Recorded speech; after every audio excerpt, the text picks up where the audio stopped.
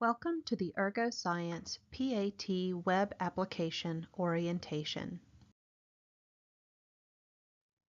My name is Nikki Meyer, and I'll be teaching you how to use the ErgoScience web application for PAT testing. Along with my information, contact information for your employer account manager and clinical support are listed.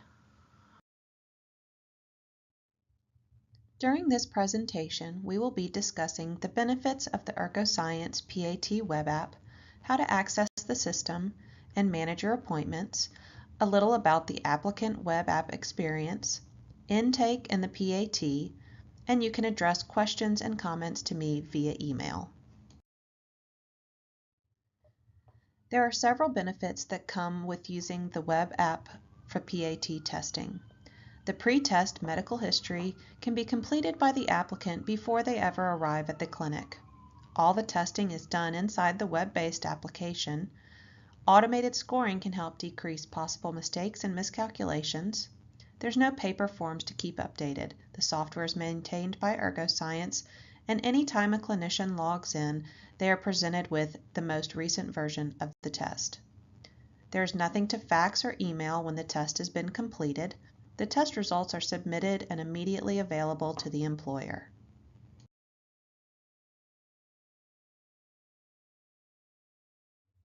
System access, registration, and login.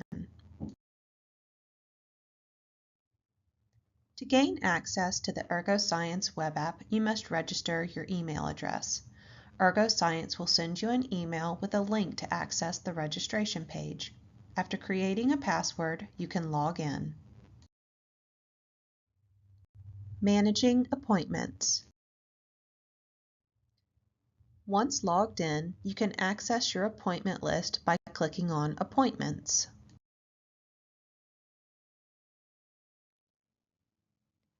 When an employer requests an appointment, the ErgoScience account manager will contact the clinic and set up the appointment. Once the account manager has a firm date and time, she will submit the appointment and the clinic contact person is notified that the appointment has been scheduled. Scheduled appointments can be sorted by date, status, name, social security number, or phone number. There are 3 test status options: not ready, which means the applicant has not completed their forms; ready to test, which means the applicant has completed their forms and you can begin testing; and review. Once the test has been confirmed and submitted, you can review the results. If an applicant does not show up for their scheduled appointment, you can mark them as a no-show from this screen as well. Applicant web app experience. All applicants must register in order to fill out the consent form and medical history information. The applicant will get an email notifying them that they are required to fill out this information online. If they have not accessed the web portal and completed the consent and medical history 24 hours before their scheduled appointment, they will receive a second email reminding them to do so. In the event that an applicant has not completed their forms before they arrive at your clinic, please have a computer or tablet available for them to use. Applicants must read and accept the consent and release form. They can request a copy of the consent form as well as request accommodations for testing. Applicants can update their personal and contact information. This information is pulled from the original appointment request made by the employer.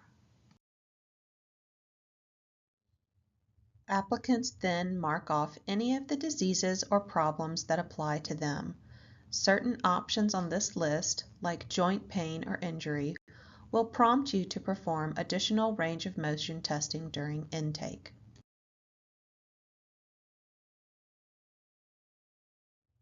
Once all medical history has been completed and submitted, the applicant gets information on how to prepare for the screen. Intake and the PAT. After logging in, navigating to your appointment list, and selecting the applicant you would like to test, a task list will appear. Read over it so you know what sort of equipment you will need and what tasks to expect for the test. Verify that you have the correct applicant by reviewing the applicant's demographics with them. When doing intake, you can add a picture ID to the demographics page by selecting the Add Change button. The applicant's medical history will show you any medical problems or diseases that they have disclosed. Certain items like arthritis and back pain or injury will prompt you to perform additional range of motion tests, while other items like chronic headaches and high blood pressure will not. If you need to add or change anything in the applicant's medical history, you can do so at this point. Review any medications that the applicant has listed, checking if they are heart rate limiting. You can click on the drug list to see a list of drugs that are considered heart rate limiting. If the applicant is taking a heart rate limiting drug, click the box to indicate this. Starting on this screen, you can stop the test at any time. You should only stop the test if there is serious risk of injury or if the applicant says they want to stop the entire test. If the applicant asks for accommodations, stop testing and contact ErgoScience.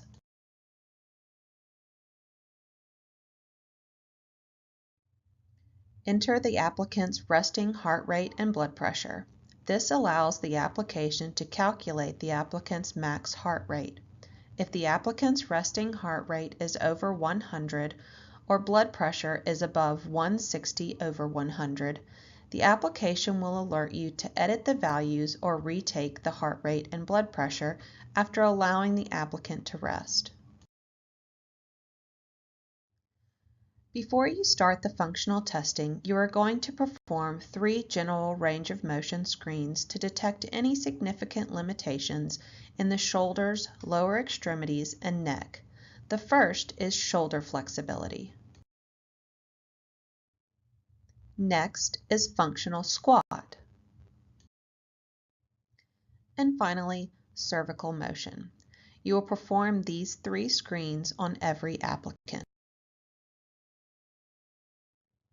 Once you have finished the 3 general range of motion screens, you will be prompted to perform additional testing if the applicant noted any musculoskeletal problems in their medical history. This applicant indicated that they had arthritis in their shoulder, so the web app prompts you to perform specific range of motion tests for the shoulder. You can also pick from the list to the right if you feel that you need to do additional testing. Read the pre-screen instructions aloud to the applicant and choose Yes if they understand the instructions. Ask the applicant if they have any pain. If the applicant says that they currently have pain, record the location and rate the severity of the pain. You are now ready to start the test.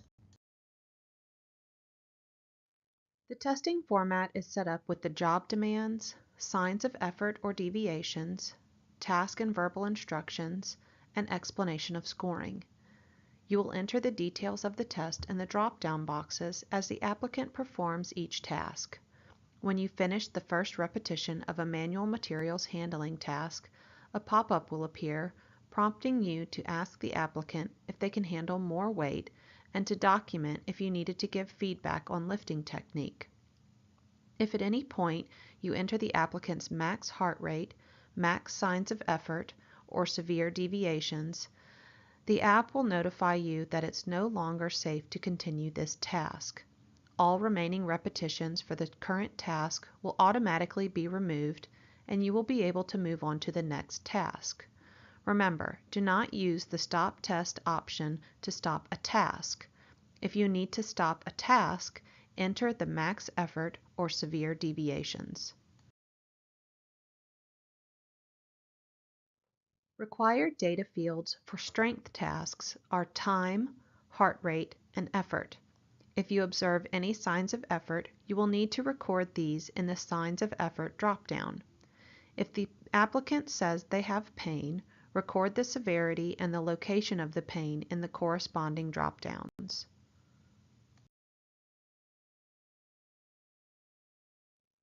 Required fields for position tolerance tasks are time, heart rate, and deviations.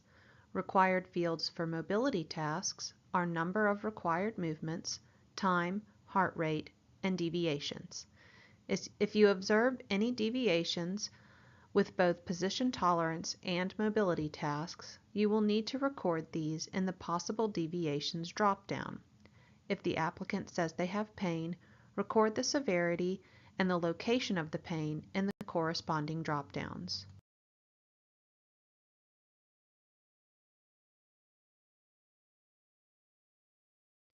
At the bottom of each task page, you will find buttons marked Previous, Save and Next, and Skip.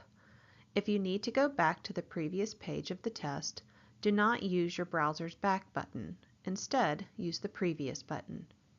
If you would like to skip to the next task page and come back to the current page at the end of the test, you can use the Skip button. This button is only active if you have not entered any data into the data collection fields.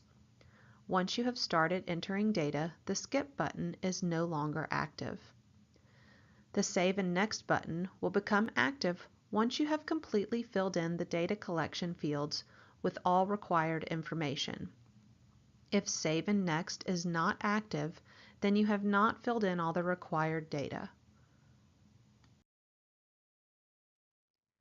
For each repetition of the strength tasks, you will be rating the applicant's performance by watching their body mechanics, spinal alignment, muscle recruitment, hand placement, and use of any adaptive postures and movements. Watch for any signs of effort during the task.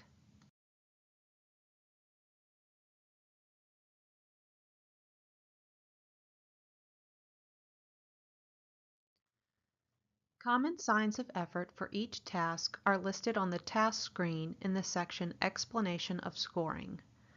Submax. Applicant handles the weight easily with no signs that it is hard, challenging, or requiring special effort. Record as SM in the effort dropdown for that task and repetition. Moderate. The applicant displays one or more of the specific effort signs identified for this task, but there is no evidence to suggest that the task is becoming unsafe. The applicant is adapting to the load successfully. Nothing about their body alignment, body position, or control of the weight is creating any significant concerns about risk of injury. Max effort. Applicant displays new or increasing signs of effort that combine to make the task appear unsafe. The applicant is struggling with the load. Their body alignment, body position, or control of the load declines to the extent that the applicant is at risk for injury. Stop the task and do not add more weight once max signs of effort have been observed. For all repetitions where the applicant shows moderate or max effort, indicate the specific signs of effort observed.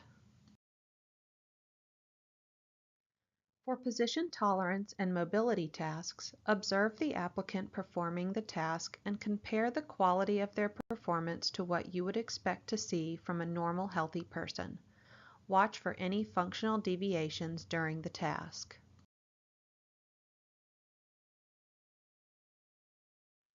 Common deviations for each task are listed on the task screen in the section Explanation of Scoring. If you did not observe any deviations or abnormalities and the applicant performs the task like a normal, healthy person, then rate their performance as within normal limits. If you see only slight or minor deviations present, but they do not interfere with function during the task, mark the deviations observed from the list provided and rate their performance as minimal deviations. If you observe definite deviations during the task that make performance appear somewhat awkward or difficult, mark the deviations observed from the list provided and rate the performance as moderate deviations. If you observe significant deviations during the task that interfere with function and/or make the performance appear unsafe, stop the task. Mark the deviations observed from the list provided and rate their performance as severe deviations. Do not allow the task to continue once severe deviations are observed.